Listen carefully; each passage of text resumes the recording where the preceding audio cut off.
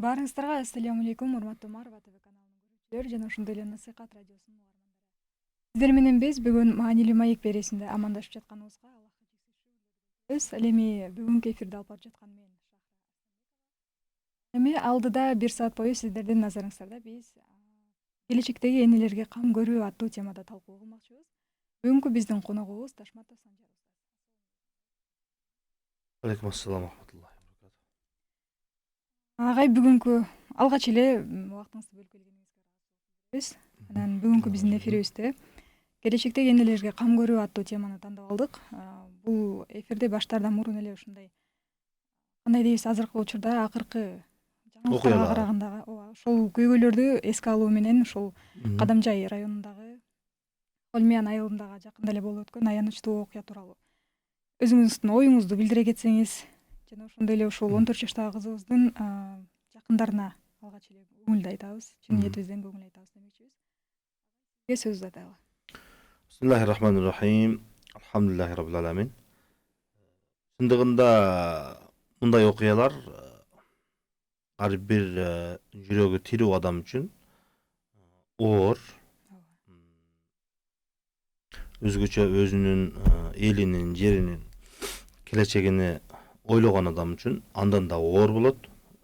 Биздин келечегибиз кандай болуп жатат, эртеңки күнүбүз кандай болот деп ойлонгон адам үчүн бул нерсе чындыгында өтө оор.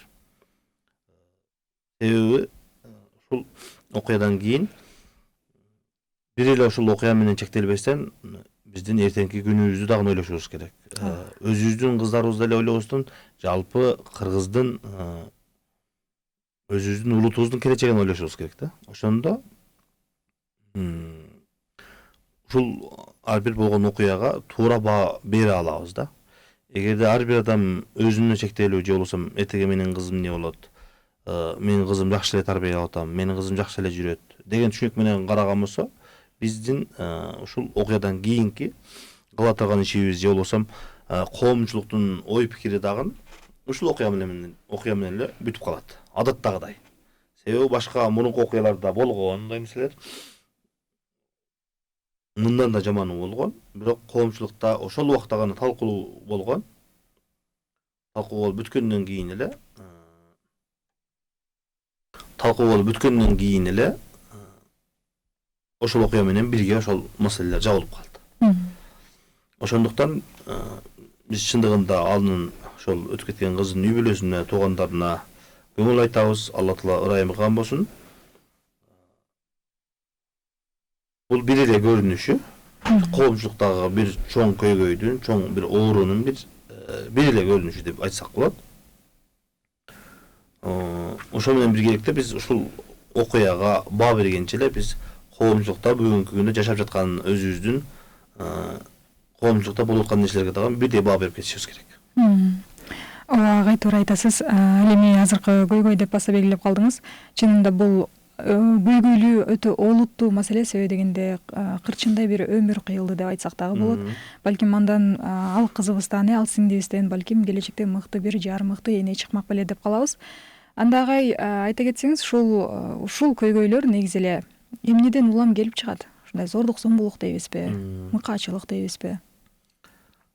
Негизи эле коомчулукта мындай ушогон окуялардын көп болушу, мурункуга караганда көп болуп бараткандыгына бир нече себептер бар. Ошол негизги ошол себептердин негизгилерине токтолуп кетели биз бүгүн эфирибизге байланыштуу. Эң негизги нерселердин бири бул тарбия. Мыкаачылардын дагы, кыздын дагы тарбиясына өзгөчө көңүл бурушубуз керек. Биз тарбия дегенде ошол балага дагы, кызга дагы адеп ахлакты, жүрүм турумду кимдер берип жатат, кандай берип жатат, ошол багытта карашыбыз керек.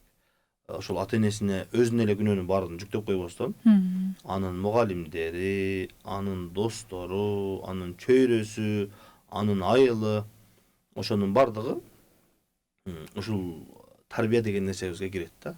Тарбия дегенибизде бир эле ата энесинин менен чектеп койбошубуз керек биз.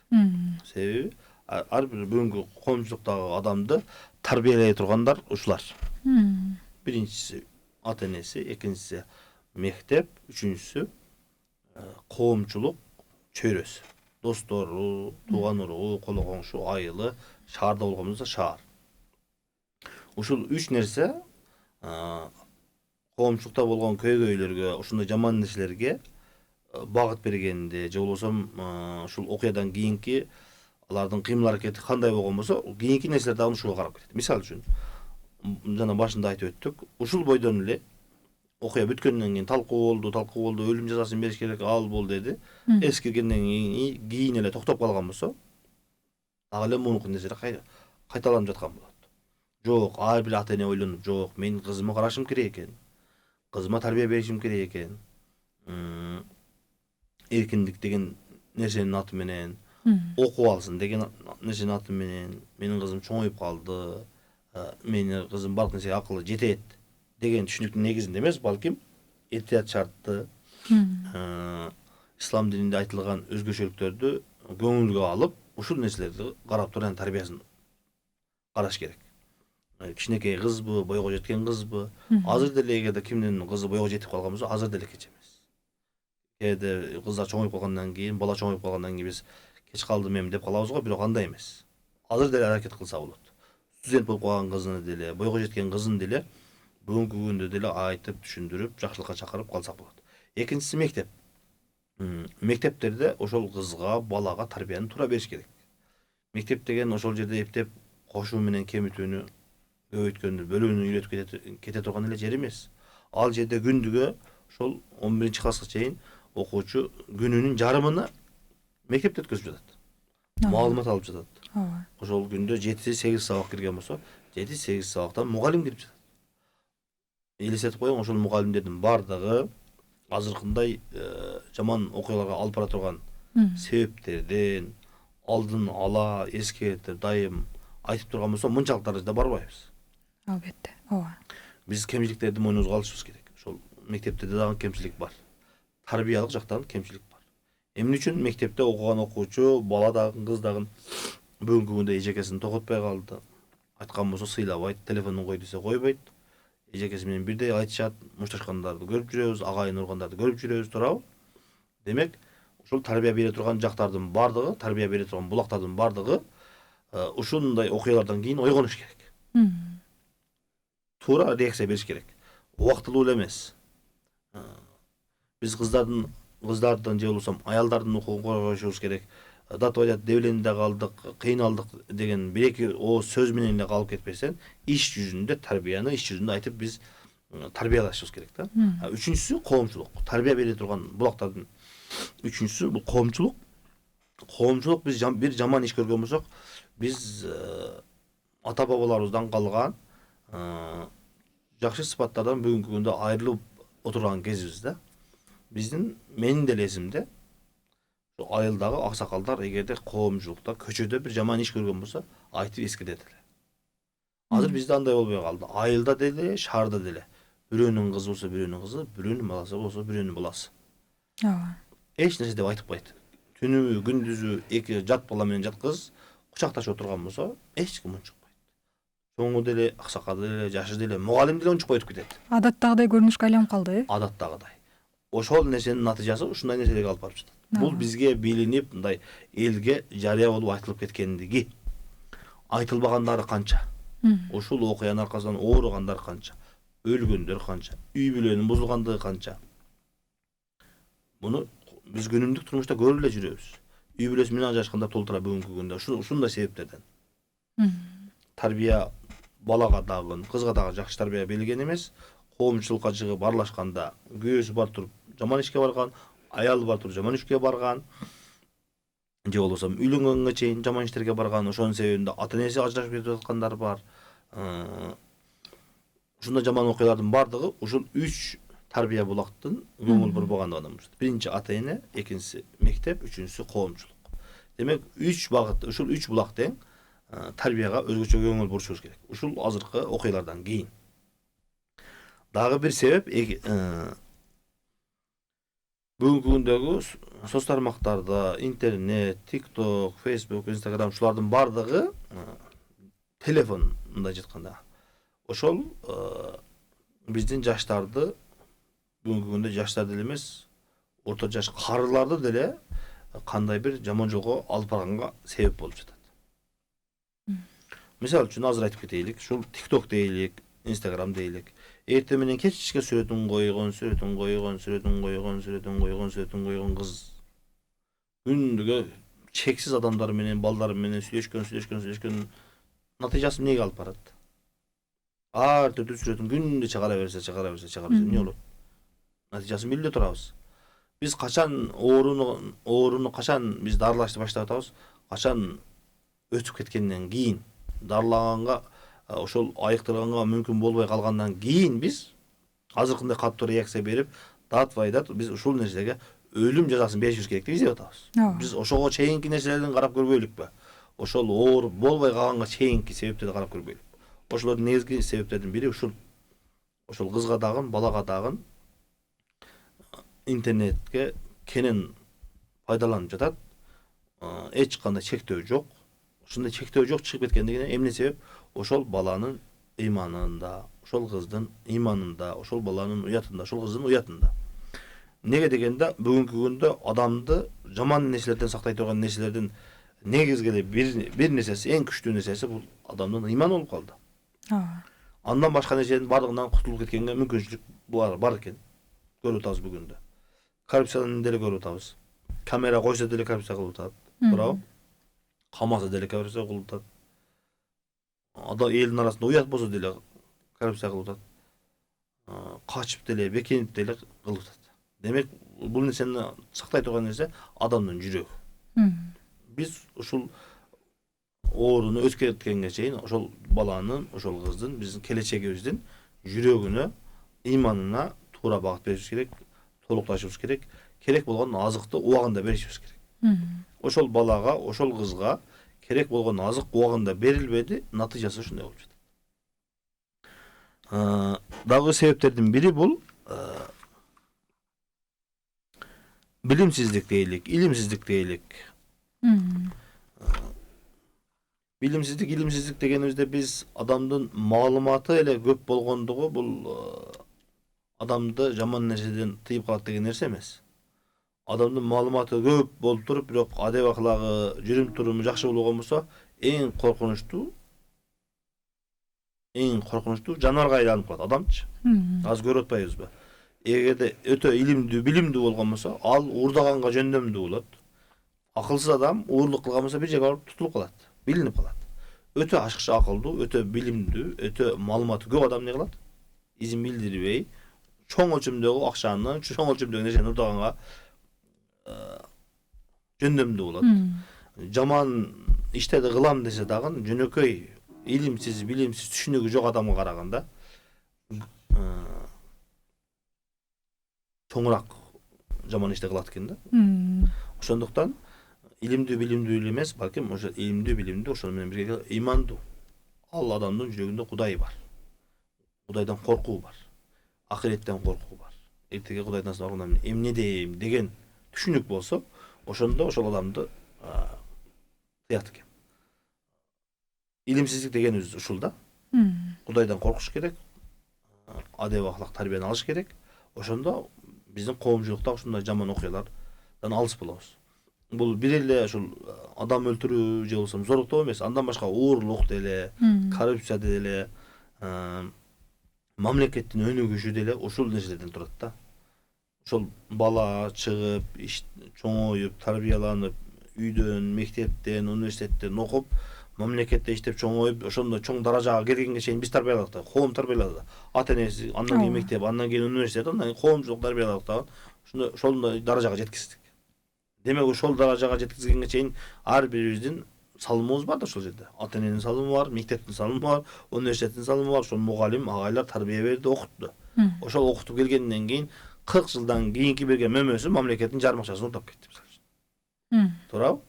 40 жылдан кийинки берген мөмөсү азыркындай өлүмгө себеп болду. 20 жылдан кийинки мөмөсү ушундай бирөөнүн кызын зоротуп калганга себеп болуп жатат. Демек, ушул нерселерге биз өзгөчө көңүл бурушубуз керек. Дагы бир чоң себептердин бири ушундай жаман биз сыртка чыгып иштегендер дагы Адам себеп ушундай болуп атпайбы? Ата энеси кеткен, өзү кеткен, кыздын өзүн жөнөтүп койгон, баланын өзүн жөнөтүп койгон. ооба. Ушул нерсе дагы үйдө боштук пайда болуп калат. Үйдө караса ата эне жок, же болбосо үйдө ата эне бар, бирок баланы, кызды Көзөмөлгө ала турган. сыртка жөнөтүп берген, иштеген. Ошол кандай иштеп атат, кандай кыйынчылыктарды көрүп атат. Биз эркек катары башка мамлекеттерге сапар кылган адам катары билебиз. Сапар кылып башка мамлекеттерге барганда өтө коркунучтуу, кыйынчылык жагдайлар өтө көп. Ал жерде телефондун жоголуп кетиши мүмкүн. Ал жерде паспортуң жоголуп кетиши мүмкүн. Машина бузулуп калышы мүмкүн. Үйсүз калышың мүмкүн, тылада калышың мүмкүн, камалып кетиши мүмкүн. Бирөө доомат кылышы мүмкүн, душман кол салышы мүмкүн. Ушундай жаман нерселердин баардыгы болушу мүмкүн. Эми элестетип коюң, ошол кыз 11-де эми бүткөн кыз сапарга чыкса ушундай окуялар болгон болсо кандай болот? Ошон үчүн биз ушул ушул нерсеге дагы көңүл бурушубуз керек. Кызды, баланы сыртка жөнөтүп жатканыбызда биз ушундай этият шарттарды көңүлгө алышыбыз керек. Бул кыздын этеги келечеги кандай болот? Баланын келечеги кандай болот? Күнүмдүк турмушка керек болгон акчаныга кызыгып эле биз ошол кызды, баланы ушундай коркунучтуу келечегин талкалап кое турган нерселерге алып барбашыбыз керек. Рахмат агай, чынында абдан терең түшүндүрүп кеттиңиз. Эмнеден улам келип чыккандарын, чынан ушул тарбияга да басым жасабадыңызбы? Айта кетет элек, албетте ар бир адам, ар бир жаран, ар бир мусулман бир туугандарыбыз өзүнүн бала чакасын тарбиялоодо коомду тарбиялагандай, коомдогу бир мыкты инсанды тарбиялагандай көңүл бурса, ар бир маселесине кылдат көңүл бурса, балким ушул көйгөйлөр алдын алынат беле деп айтат элек. Мен эле балам болсун деп туруп бирөөнүкүн таштап койбой, мындай кандай дейбиз, кош көңүлдүк кылбастан, балким күчү жеткенче, акыбал жеткенче тарбия беришсе жакшы болот беле. Мугалим деле, көчөдөгү адам деле өзү негизи элестетип койсоңуз, бир жаман иш, жаман окуя болгон болсо, коомчулуктун баардыгы бирдей реакция берген болсо, ошол нерсе болбойт. Мисалы үчүн, жолдо бараткан болсок, мен бараткан болсом, бир кыз менен бир бала чапташып отурган болсо, мен бир сөз айтып кеттим. Мен кеткенден кийин экинчи агай келди, мугалим келди, аксакал келди, бир апа келди. Уулум, мындай кылганың уят деп кетсе. Үчүнчүсү келди дагы, кызым, мындай кылганың уят деп кетти. Элестетип коюң, бир адамга 10 адам ушундай реакция берип эскерткен болсо, коомчулукта кандай өзгөрүү болот? Ооба. Чынбы? Ооба. Мектепте деле ошондой. Мектепте бир окуучу, бир бала менен бир кыз, же болбосо ушундай окуя болуп аткан болсо, келген, көргөн мугалим, жандагы достору, мисалы үчүн, досум, ушундай кылганың болбойт деп эскертип кетти. Экинчи досу келип, экинчи кызы келип айтып кетти. Досум, ушундай кылганың болбойт, уят эмеспи? Элестетсеңиз, ар бир жумушта иштеген жеринде азыркы ушундай окуялар көп. Кыз менен жигит болуп, аялы бар болуп турса дагы, күйөөсү бар болуп турса дагы, ушундай жаман окуялар болуп кеткендер көп.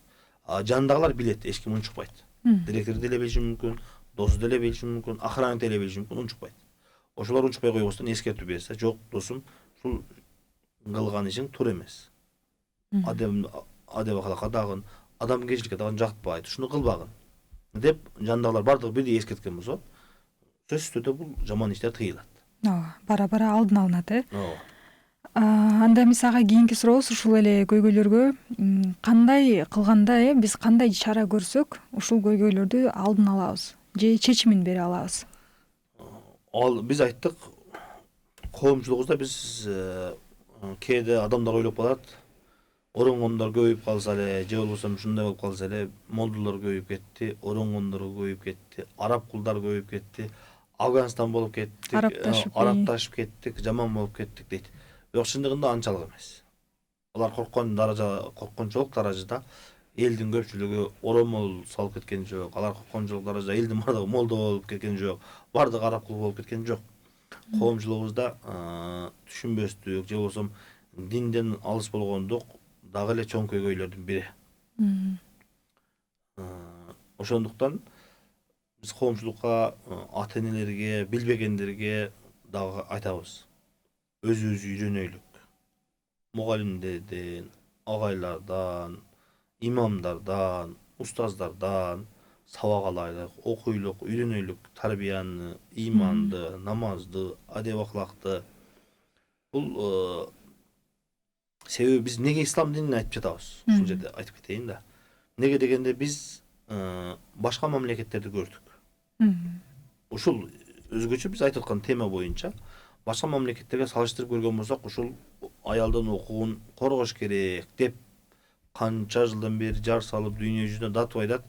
Аялдардын укугун коргошубуз керек деген мамлекеттерде ар бир секунд сайын, ар бир минут сайын, 1,5 минут сайын бирден аял, кыз зорутулат экен. Ооба. Элестетип коюң.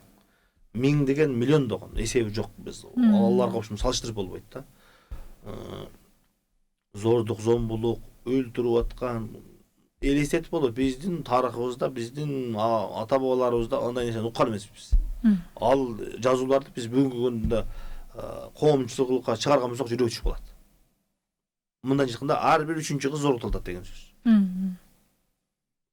Демек, биз башкаларга салыштырмалуу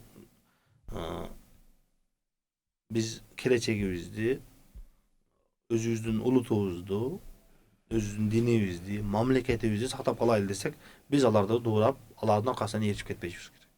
Себеби алар ошондой чоң нерсени реклама кылышты, пропаганда кылышты, ошону коргошубуз керек дешти, ошол нерсени алдыга коюшту, бирок анын натыйжасы жакшы жакка эмес, жаман жакка болду. Алардын көптөгөн аялдары зордук зомбулукка кабылды. Ошондой деп айткандыгы үчүн. Бизде андай болгон жок. Бизди дагы ошол жака тартыш керек болуп жатат. Бизде дагы канчалык ушунчалык көп бакырган болсо, канчалык көп ошончолук реклама кылган болсо, натыйжасы ошол нерсеге алып барат.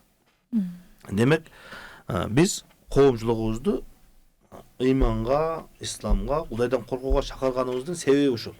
Бул нерсе тажрыйбадан өттү. Башка мамлекеттерде элди, коомчулукту, бир коомду алдыга жылдырам дегендер ушундай аялдын укугун коргойбуз, же болбосо ушундай багыттагы нерселер айтылып келди дагы. Натыйжасында эсептеп карап көргөн болсок, статистикадан карап көргөн болсок, андай эмес. Наоборот, канчалык көп ошол нерсени коргойбуз деп айткан сайын бул жак өскөн. Зордук зомбулук өскөн. Кылмышкерлик ошондой көп өскөн. Демек, бул маселени, бул көйгөй чечүүнүн жолу ошентип ар дайым айтуу эмес экен. Балким иш жүзүндө аткарыш керек. Кандай? Ошол азыркы биз айткан үй бүлө эң биринчи. Андан кийин коомчулук бардыгы ыйманга, адеп акылакка, тарбияга келсе, ошондо бул нерселер сакталат. Мыйзам жагынан мыйзамды күчөтүш керек, азыркы өлүм жазасын киргизиш керек деген нерселер бул мамлекеттин иши. Мамлекет ушул жагын карап, мыйзамдарды күчөтүп, аларга бериле турган жазаны күчөтүп, бул дагы алдынча өз алдынча кетиш керек. Коомчулук бул жакта. Ар бир үй бүлө, ар бир адам, ар бир мусулман, өзү мусулман катары, кыргыз катары, ушул Кыргызстандын жараны катары азыркы өзүнүн келечеги үчүн, мамлекет үчүн, өзүнүн коому үчүн азыркындай иштерди алып барыш керек. Жаман нерсени көрсө айтыш керек. Өзүбүз билбесек үйрөнүшүбүз керек, өзүбүздүн бала чакабызга үйрөтүшүбүз керек. Эң негизгиси ушул. Биз ошол өзүбүздүн балабызды, кызыбызды, коло кошуна, туугандар ар бирибиз өзүбүздүн ушул коомчулуктагы жаныбыздагыларга, көргөндөргө жакшы нерсени айтышсак, жакшылыкка буйруп, алар жамандыктан кайтарсак, азыркындай жакшы услуп менен ол отурган жеринен барып алар менен мушташып кетип, аны сен ушундай кылдың деп элеп депсеп, биз андай багат айткан жокпуз. Аларга түшүндүрүү иштерин, туура багыт берип, алардын көйгөйүн угуп, алар менен мамиле кылып, аларга жардам берип, жакшы мамиленин негизинде ушундай кылып чакырып, ушундай жакшы жакка тарбиялашыбыз керек да. Рахмат агай. Келиңиз анда ушул эле суроого утурулай, эми чечимдери тууралуу сүйлөшсөк кандай дейсиз? Азыркы учурда кайра эле ушул жаңылыктарда дүрбөлөңгө салып жатпайбы? Өлүм жазасына тартыш керек же болбосо кастрация кылыш керек дегенде кылышыпчы. Ушул тууралуу өзүңүздүн көйгөйүңүздү айта кетсеңиз, өзүңүздүн ой пикириңизди айта кетсеңиз, жана ошондой эле исламда мындай көйгөйлөргө кандай каралган? Кандай жаза чара берилген? Ислам дининде аял өзгөчө аял затынын абири, аял заты өзгөчө корголгон. Ошондуктан аял затыны өтө этият кылат. Эң кымбат мал, эң кымбат баалуу, баа жеткис нерсе болгондугу үчүн аялды этият кылат. Кандай этият кылат? Урматтуу кызым дейт. Көп чечинип кийинбегин. Жакшы адам бар, жаман адам бар, жакшы көз бар, жаман көз бар дейт. Бул кийим боюнча. Кызым, ислам дининде да туш келген адам менен, туш келген бала менен сүйлөшүп кете бербегин, туш келген адамдардын үйүнө барып жата бербегин, туш келген жерде жүрө бербегин. Этият бол кызым. Бул ага чектөө эмес. Биздин ислам дининин жакшы нерселердин бардыгын бизге жаман кылып көрсөтүп койгон да. Кийимиңди жакшы кийин деген болсо бул чектөө дейт. Азыр ошол кече бирөөсүнүн сөзүн уктум. Ошондо жаман нерсеге дейт молдолор себептүү, күнөөкөр дейт. Молдолор ушундай жаман иш кыла деп айтып жатат. Андагы өзгөчө белгилеп айтып жатат. Ошол кийимини мындай кийиниш керек деп айткан молдолор себептүү дейт. Тоба кылдым. Элестетип коюң, молдо карындашым, кызым ачык-чачык кийинбеген, жакшы адам бар, жаман көз бар, жакшы көз бар. Ошолордон этият бол деген сөз ошондо жаман нерсеге алып барат. Акылга сыйбай турган нерсе. Ал ошол кызды этият кылайлы деген сөз бул аялды пас сезүү деген, аял астында болгон девленди болду, девленди кылыш керек деген сөз эмес да. Акылдуу адамга. Анын адеп ахлагы, жүрүм туруму, кийими, ушул нерселерди этият кылайлык. Кызды алпештеп сактайлык. Туш кийген адам менен жатып жүрө бербесин кызыбыз. Туш кийген адам бала менен сүйлөшө бербесин. Ким татыктуу болсо ошол бала келсин, расмий келсин, кызыбызды расмий аял катары алсын и аманатты мойнуна жүктөп үйүнө барып карасын. Экинчи жолу ойнош болуп, же болбосо кыз жигит болуп туш келген убакта келип, туш келген убакта жатып жүрө берсин. Андай нерсе жок бизде. Ушул кызды этият кылайлык. Эртеңки күнү ушул кыздын келечеги чабылып калбасын, келечегине балда чабылып калбасын деп этият кылгандык бул кызды жери менен жексен кылып, укугуну чектеп коюу эмес. Балким ошол кызды сактап калуу, ошол кыздын келечегин сактап калуу. Азыр кечеки кыздын аягы ушундай өлүм менен бүттү. Өлүм менен бүтпөй зорукталып, же болбосо ошол биринен ажырап калгандар кыздар канча. Бул бир. Экинчиден ошол себептен бузукулукка берилип кеткен кыздар канча. Булар демек ушулардын бардыгы акырында келип биз иманга, тарбияга, адеп акылга кайтышыбыз керек деген сөз. Рахмат агай. Ал эми азыр жогоруда ушул чечимин айтып жатпайлыбы? Азыркы учурда ушундай көйгөйлөргө ушундай бир чечим берилет. Акылга деле сыйбай калды да уже бара-бара. Эмне дегенде түрмөгө отургузуп коюу дейт. Канчалаган адамдар түрмөгө жатат, бирок маселе чечилбеди. Проблема жок болбоду. Кайра күчөп жатат да. Балким ушул түрмөгө отургузуунун ордуна исламдагы кандай жаза каралган болсо ошону колдонобуз. Биз жазаны ошол мыйзамдарды мамлекет азыркындай кылып чыгарып атат да. Жазанын канчалык күчтүү болгондугу ушул жаман ишти кыла турган адамды алдын алганга себеп болот өзү негизи. Бирок ага чейин биз дагы бир башка бир нерсени айтып коюшубуз керек. Биздеги коомчулукта жаман болгон нерселерди мамлекет тыйыш керек. Кантип ошол нерселерди реклама кылгандан да тыйган болсок, биз ушул нерселер дагы көйгөйлөр азаят да. Түркияда болгон окуя бул. Түркияда баягы чоң узун көпүрөдө өзүн таштагандар бир убакта өтө көбөйүп кеткен. Ошондо Түркия мамлекети ошондой өзүн таштагандарды өтө көп реклама кылып, жаңылыктардан ар дайым чыгарганга тыюу салган. Бизде деле ошондой кылыш керек. Азыркындай жаман болгон окуяларды кайра реклама кылып чыгарып, кайра чыгаргандык ушул нерсени кайра күчөткөнгө себеп болуп жатат да. Бул нерсеге үлгү болгон нерсе мына кече өткөн жакында чыккан кээ бир кинолордун, сериалдардын себебин айтып атабыз. Анча-мынча адамдардын аттуу баштуу адамдар ушундай нерселерди кайра реклама кылып, кайра даңазалап чыгаргандыгы жаман нерселердин өркүндөп өсүшүнө себеп болуп жатат да. Демек, ушул ар дайым чыгып жаткан жаман нерселерди, коомчулукта болгон жаман нерселерди биз кайра даңазалап, реклама кылып, адамдарга бул жалпы көрүнүштө, жалпы коомчулуктун арасында ушундай нерсе табигый көрүнүш болуп баратат дегендей түшүнүктү бербешибиз керек. Канчалык көп чыгарган болсок, адамдарда ушундай түшүнүк пайда болот. Кайсы бир адам, мисалы үчүн, өзүнүн бир товарын өткөрүш керек болгон болсо, ошол товарды көп чыгарат.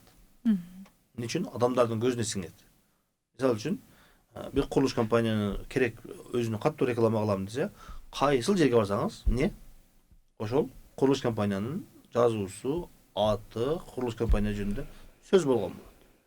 Кайсыл жерге барсаңыз. Анан эртеси күнү сиз кааласаңыз, үй керек болгондо унчукпастан эле түз эле ошолордун бузогосуна барасыз. Неге дегенде сиз 24 саат ошол курулуш компаниянын атын көрүп жүрөсүз.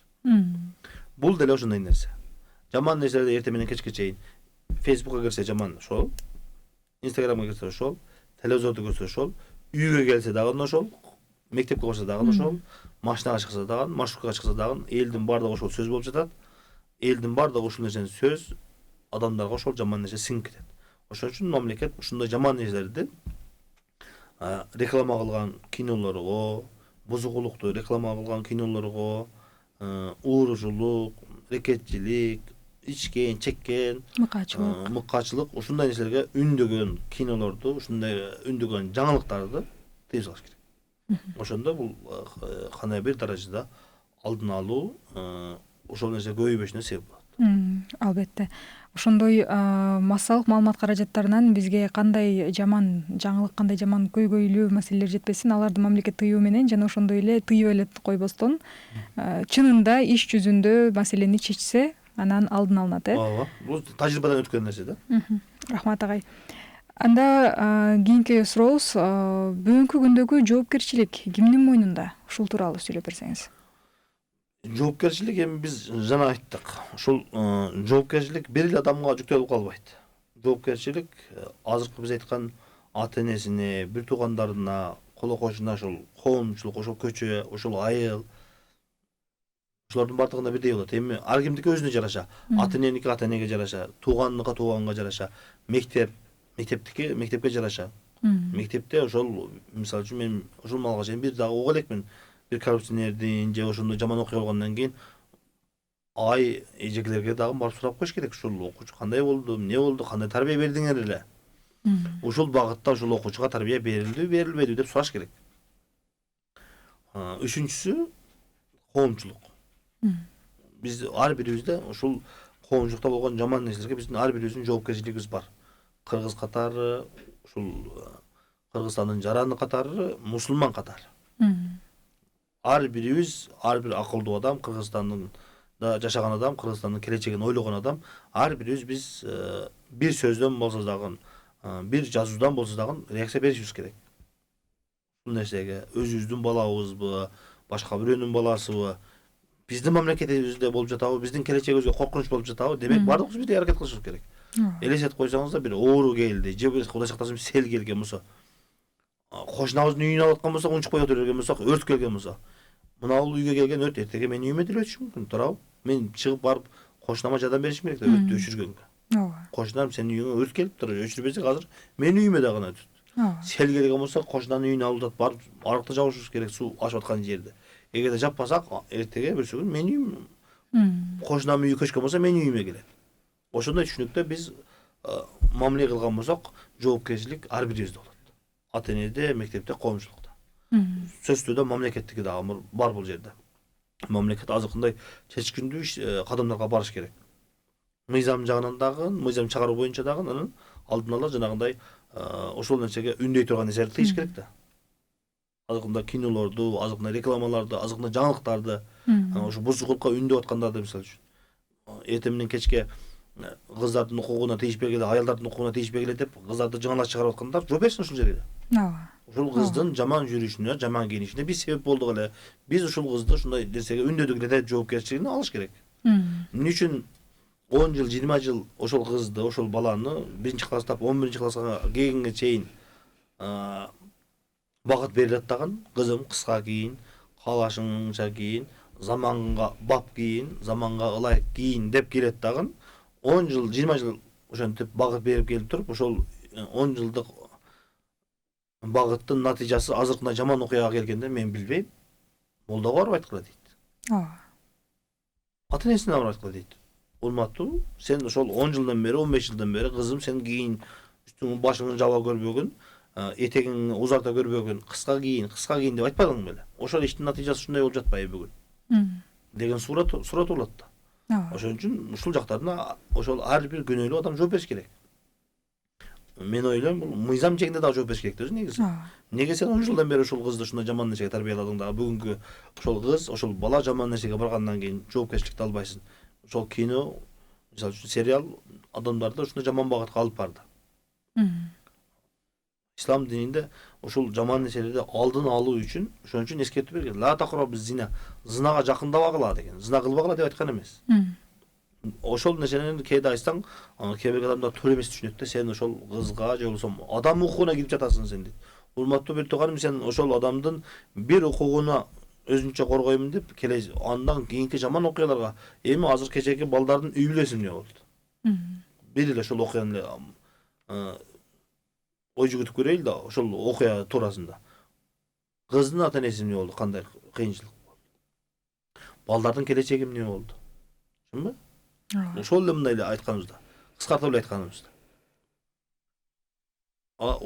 Кээде ошол кыздын, баланын бир укугуну коргоймун деп, натыйжасы ушундай жаман нерсеге алып барат.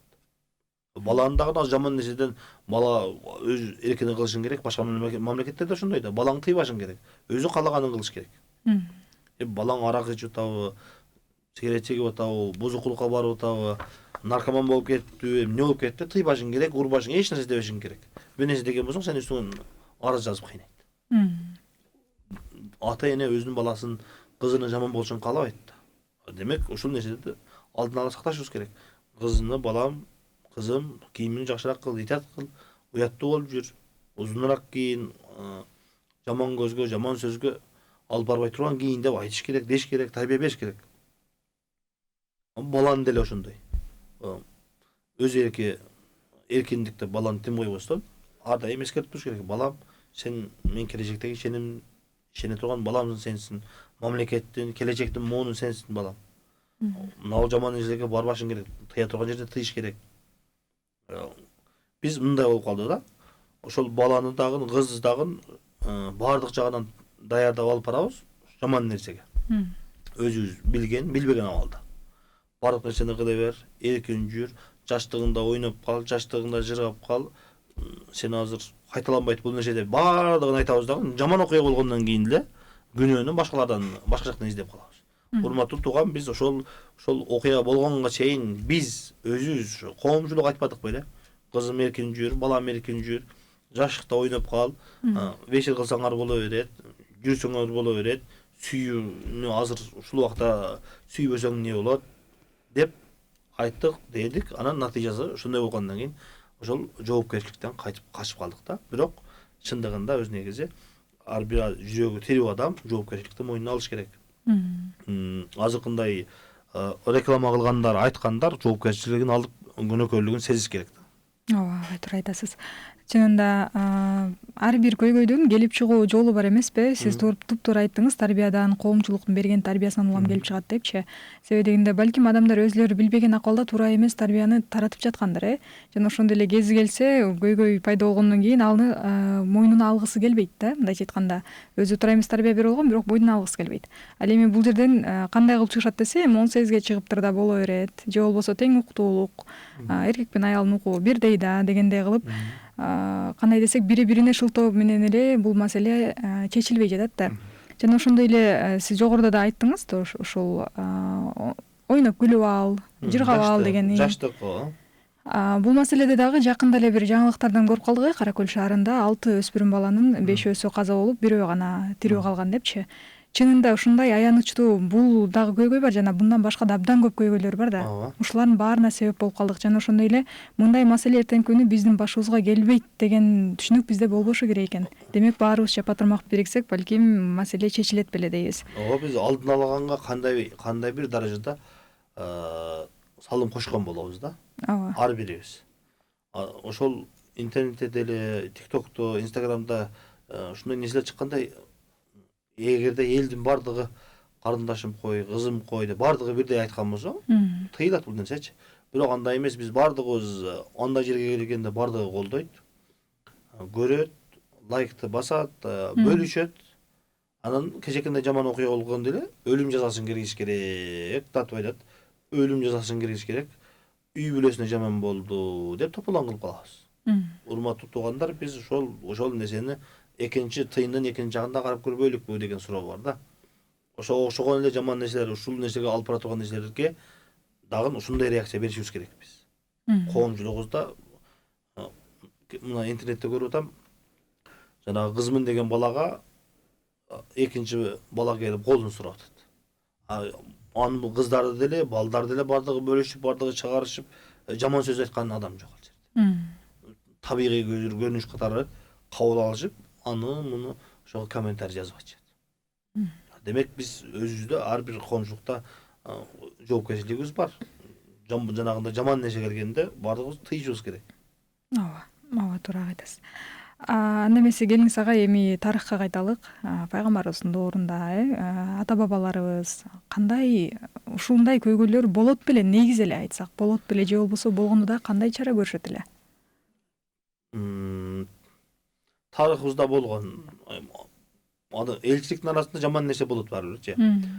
Биздин ата бабаларыбыздын арасында деле биз айткандай, бүгүнкү күндө айтып жаткандай, ар бир жерде реклама болуп, ушундай даңазалуу болуп, жаман иштер мындай болгон эмес да. Ага чейин сактап алышкан да. Алдын алуу деген нерсе болгон да. Жана айтып атпаймынбы, биз 2000-жылдары деле, андан ошо 2000-жылдары деле ошондой аксакалдар бар эле. Жолдо жаман ишти көргөн болсо, айтып эскерткен адамдар бар эле да. Айылдарда аксакалдар бар эле. Ошол аксакалдар кеңеши, аксакалдар чогулган жерде аксакалдардын сөзү өтчү эле. Бир окуя эсимде, ошондой бир араккана ушундай жаман болуп, башка айылдардан келип, ушундай жаман окуя болгон. Ошол жерден канча адамдар өлдү. Арак себептенчи. Аксакалдар келип жүрүп, айтып жүрүп, чогулуп жүрүп, тыйгандар көп болгон. Бүгүнкү күндө ошо мунуга караганда азайып баратат да. Биздин тарыхыбызда жаман нерселерди алдын алуу болгондугу үчүн ушундай нерселер алдын алып тыйылып атпайбы? Бизде бүгүнкү күндө ошол нерсе аз болуп, ошол нерсе жок болуп баратат. Ошон үчүн мурункуга караганда көбөйүп баратат да. Ошон үчүн мен эң негизги айта турган нерсем ушул. Биздин тарыхыбыздан сабак ала турган нерсе, биздин ата бабаларыбыз өзүнүн элине, жерине, өзүнүн келечегине өтө күйгөн, чындап күйгөн. Тил үстүндө эле мындай рекламага, адамдарга жагыныш үчүн эле эмес, иш жүзүндө чындап күйгөн да. Мисалы үчүн ошол башка бир айылдан келип, ошол дүкөнгө келип арак ичип кеткен болсо, ошол жерде жашаган аксакалга кандай тиешеси бар анын? Башка айылдын баласы келип арак ичип кеткен болсо, эч кандай ал зыян көрүп аткан жери жок. Бирок ошол башка айылдагы болсо да биздин элибиз, жерибиз, биздин келечегибиз деп аксакалдар келип айтат. Урматтуу бир тууга, арак сатпа. Элдин бардыгы башка айылдын балдары келип сенен арак ичип кетип, ушундай жаман окуялар болуп атат. Адам өлүмү болуп атат. Үй бүлөнүн ажырашкандыгы болуп жатат деп алдын ала тыйган да. Бизде тарыхыбыздан эң сабак ала турган нерсе ушул, бүгүнкү күндө бизде жоголуп бараткан нерсе. Бардыгыбыз ушул эскертишибиз керек. Мугалим дагы, ата эне дагы, дос дагы, коомчулукта көчөдө баратканыбызда деле, маршруткада деле бардыгыбыз карап турбастан эскертишибиз керек, айтышыбыз керек. Мисалы үчүн маршруткада баратканда баягы өткөндө дагы бир талкуу болбодубу? Тыгында баратып, бала экинчи кызга тийишсе, элдин бардыгы тополоң кылып. Неге деген ал жерде кыз не кылды? Мага ушул бала тийишти деп бакырып койгондугу үчүн. Урматтуу бир тууган, ошол 2 мүнөт мурун маршруткага чыгыштан алдын аялдамада 4 бала, 4 кыз бири-бири менен кучакташып отурганда эч ким унчуккан жок. 2 эле мүнөт ошол маршрутка чыгыштан алдын ошол жерде кыздар, балдар ошентип кучакташып отурушат эле, эч ким унчуккан жок. Ошол жерде эле ушундай реакция берсек болбойбу беле? Чынбы? Ошол алдын алуу да ошол жаман окуя болгонго чейин биз урматтуу карындашым, кызым, чоң эле адам экенсиң, акылдуу эле экенсиң, атаң менен апаң менен тең адамдын астында кантип отурасың кызым деп бир ооздон эле сөз урушсун деген жокпуз, уурсун деген жокпуз, анын желкесинен аны алып кетсин деген жокпуз. Баланы деле кызды деле. Бир ооз сөз. Ошол адамдын бетине кызарта турган, уяттуулугун козгой турган эле сөз айтып койсо эле жетиштүү. Биз мурункудай кылып азыр ислам өкүмүнү бардыгын ушундай аткарабыз деп айтып аткан жерибиз жок. Биз эң жөнөкөй нерсесин айтабыз. Ман ра аминкум мункаран фалюгаййирху биядихи дейт пайгамбарыбыз. Ким силерде бир жаман ишти көргөн болсо, колу менен, тили менен, эч кандай болбогон болсо жүрөгү менен. Биздики Кудай жактасын, жүрөгү менен деле айтпай калганбыз да. Жаман көрүү деле жок да. Ошол бир кыз менен бала отурган болсо, бирөө менен бирөө жүргөн болсо, эч нерсе болбогон табигый көз караш катары өтүп кетебиз. Ошон үчүн биз ушул нерсеге кайтышыбыз керек. Ошондо биз коомчулугубуздагы бир эле ушул багытта эмес, башка нерселер деле мугалимди сыйлабай койгондугу, ата энесин сыйлабай койгондугу, мыйзамды бузгандыгы, ушул нерселердин бардыгы да соттунда деле, милициясында деле, кайсыл жерде болбосун жаман иш болду, коомчулук, элдин бардыгы, иштеген жердегилердин бардыгы бирдей. Азыр биз айткандай таризде айткан болсо, бул нерсе алдын алсак болот. Рахмат агай. Келиңиз биздин эфирибиз дагы соңуна чыгайын деп калды. Акыркы суроо ушундай болсун. Эми келечек тууралуу сүйлөшөлү. Жаркын, жарык келечекти кантип курабыз? Чындыгында балалуу болгондо билесиң дейт го. Чындыгында ошол келечекти ойлонгонунда балалуу болгонго чейин башкача ойдо болот экенсиң. Балалуу болгондон кийин, кыздуу болгондон кийин келечекти ойлонгонуңда башкача ойлонот экенсиң. Ошон үчүн биз келечегибизди ойлогондо, келечектеги балдарыбызды, кыздарыбызды ойлогондо, менин балам, менин кызым, ар бирибиздин кызыбыз, балабыз кандай чөйрөдө чоңойот деген ой ар бирибизде болуш керек. Эртеге менин балам чоңойот, ошол мектепте окуп аткан, бүгүн мектепте окуп аткан кызым, мектепте окуп жаткан балам кандай, эртеге ошонун чөйрөсү кандай болот? Мисалы үчүн ата эне көрүп атабыз да, биз ата эне баласыны, кызыны 24 саат жанынан жылбай кароол болуп отура албайт да. Ал бала окуйт, коомчулукка кошулат, өзүнчө тиричилик кылат. Ошондо ойлонот экенсиң, ошол балам кандай болот, кызым кандай болот деп. Ошого эң негизги нерсе биз балдарыбыздын, кыздарыбыздын ыйманын итат кылышыбыз керек. Ошол балага, кызга керектүү убакта биз ыйманды беришибиз керек. Ошого керек болгон азыктарды беришибиз керек. Ошол баланы, кызды эртеге чоңойгондо үй бүлөнү сактап кала турган, мамлекетке, элине, жерине кызмат кыла турган азыктарды беришибиз керек экен да. Биз ага байлыктын, атак даңктуулуктун азыктарын берип калдык да бүгүнкү күндөчү. Канткенде интернетте көп адам көрөт, канткенде тиктокту көп адам көрөт, канткенде байлыкты көп чогултам, кайсыл жактан болбосун. Орусияга барып, Америкага барып, кайсыл жер болбосун, негизгиси ушу жашоомдо акча көп болуш керек. Биз балабызга, кызыбызга акчанын азыгын, атактуулуктун, даңктуулуктун, анан мансаптын азыгын бергенден кийин сөзсүз эртеге мөмөсү ошондой болуп калат да. Ошон үчүн биз эртеге мөмөсүн жакшы бериш үчүн биз кызыбызга, балабызга ыйманды, адеп акылакты беришибиз керек. Биз ыйманды дегенде мугалимди көргөндө саламатсызбы деп коюп, анан кээде улууларды көргөндө жол берип бошотуп койгонду эле ыйман деп эсептебейбиз биз. Ооба. Ыймандын бир кайсы бир чекеси бул. Ыймандын андан башка дагы нерсеси бар.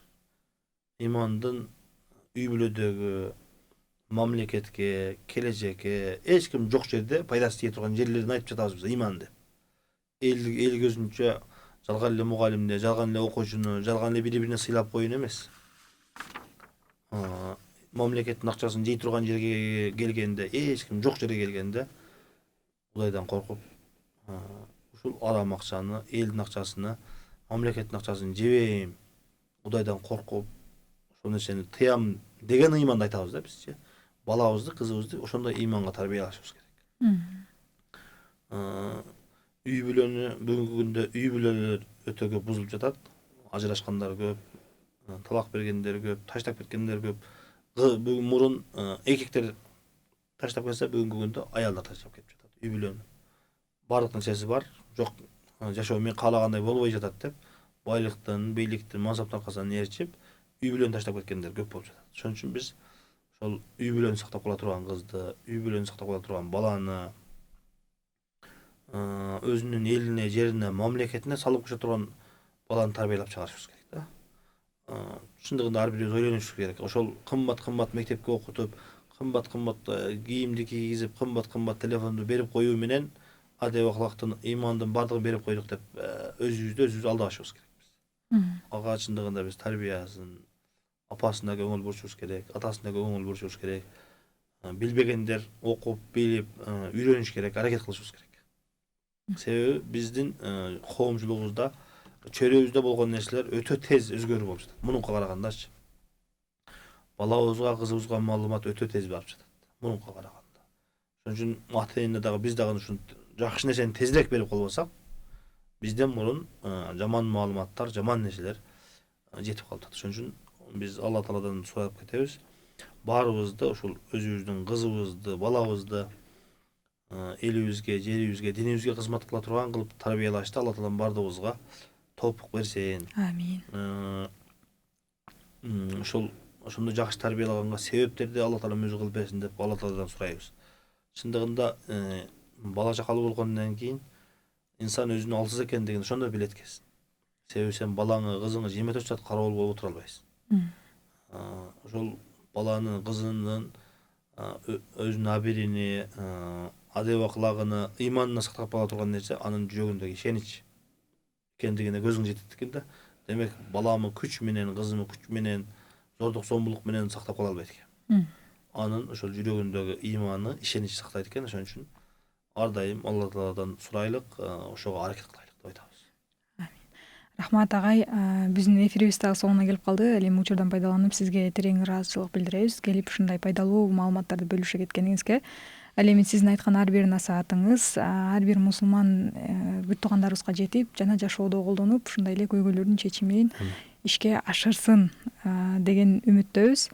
Биз өзүбүздүн угармандарга кайрыла. Сиздер бүгүн маанилүү маек берүүсүн көрдүңүздөр. Аны алып барган мен Шахра Арстанбекова болдум. Ал эми бүгүнкү эфирибизде келечектеги энелерге кам көрүү аттуу темада талкуу болду. Бүгүнкү талкуу сиздердин ар бириңиздерге пайда алып келет деген үмүттөбүз. Кийинки эфирлерде көрүшкөнчө баарыңыздар Аллахка аманатсыздар.